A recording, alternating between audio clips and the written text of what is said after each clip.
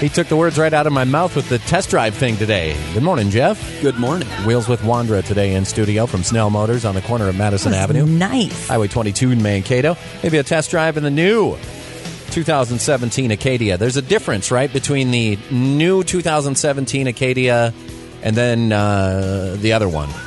Let's just put it that way. There is not one single bolt shared between the two vehicles. There's because there's a new version of the Acadia, but if you like the old version, you can get that one for a little while? Yes, it's called limited because it's available for a limited amount of time. That seems to make sense. Fill us in. All right, so the all-new 2017 GMC Acadia has moved from Lansing, Michigan, and now it's going to be built in Spring Hill, Tennessee. And this, if I'm not mistaken, is one of the newest and most technologically advanced factories right now for GM, so pretty excited about that. The all-new Acadia is going to be lighter, more efficient. You'll have more choices in regards to the vehicle than ever before.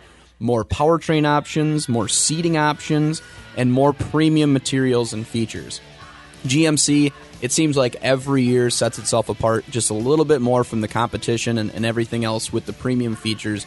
You know, the fact that you're not going to see plasticky type of items on the dash, but you're looking at real aluminum trim, real, hand-sewn leather and things like that. And this Acadia just kind of takes it up a notch from that. So when I say there's a lot of different options, trim levels is what we call it in the business, but those are, the packages, SLT, Denali, things like that.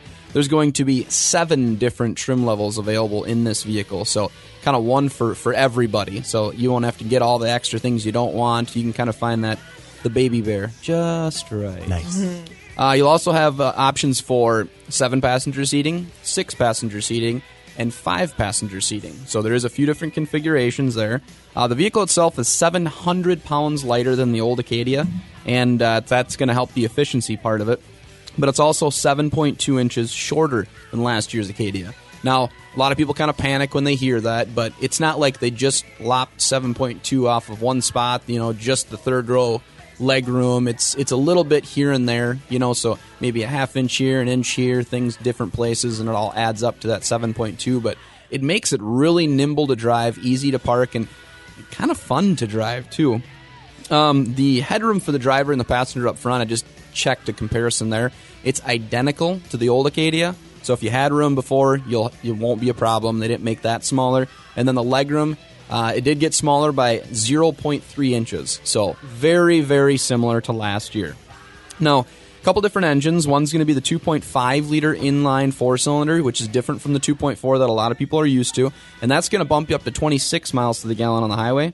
And then the new 3.6-liter V6 is a lot more powerful than last year. So 700 pounds lighter and more horsepower. Pretty cool. So you're going from 288 to 310 horsepower. And these, even the all-wheel drive model is going to get 25 miles to the gallon on the highway, which is fantastic for a vehicle with 3 rows. As most people know in doing research, 23 is about the peak that you ever see a 3-row vehicle get for gas mileage. So 25 is awesome, especially when you get over 300 horsepower with it. That's 3 miles per gallon better than last year, just FYI. And you still have 4,000 pounds of trailering capacity, so check that off. It can do that. Apple CarPlay and Android Auto, so all the newest software for the radio is going to be in there. And then since everybody looks at their cell phone chasing Pokemons and whatnot, as opposed to interacting with each other, there is USB ports in all 3 rows, so everybody can charge their devices that they're glued to 24 hours a day. All right, so we got an all-terrain package. You've heard about it in the pickup trucks. Well, they put that in the Acadia, which is pretty awesome. Cool. They actually removed the third row. This is kind of your rugged, outdoor type of vehicle. This is going to have that active twin-clutch all-wheel drive system that I've talked about in the new Buick Envision. It actually has an all-terrain mode that's literally enhanced for hill climbing capability. And then you'll have some unique features inside, outside the vehicle. There's some awesome interiors that are available. And then in lieu of the third-row seating, they have storage bins and a pretty cool cargo management system back there. And there's also a tow vision trailering system that helps you hook your hitch up to the trailer, which is nice. And then as I was looking through the owner's manual like everybody does, there's a pretty lengthy section on off-roading, so it's pretty legitimate off-roading that they're talking about, and it just talks about all the different safety features and advantages and things to be careful about. All right, and then one of the last things is there's a traction select. So there's a lot of different drivetrains that I kind of talked about before. So you'll have the option to have all-wheel drive. And what people are used to in the Acadia is an all-wheel drive system that's always on, and then it transfers power front to back whenever it needs it. Well, now you have the option to put all-wheel drive on or turn it off. This is new. Most all-wheel drive vehicles don't have this capability, but you can put it into front-wheel drive all summer long and never touch that all-wheel drive, and that's going to help the gas mileage significantly. It disconnects it completely. You'll have a sport mode, and the sport mode changes a lot. Handling, acceleration, modifies steering, transmission shifting, the all-wheel drive torque on that model, suspension tuning. Literally all those things change just by turning the knob one little click. They also have a snow and ice mode. I don't know if you'll ever use that up here in Minnesota. Yeah, maybe once in a while. Maybe, but you have that option, and that's going to just be awesome when it comes to just launching from a stop sign. It's not going to overpower. It kind of starts a little bit slower when you don't think to do it yourself. And then you'll have tow haul mode for trailering, and then the last thing is that off-road mode that I talked about. So several different modes there.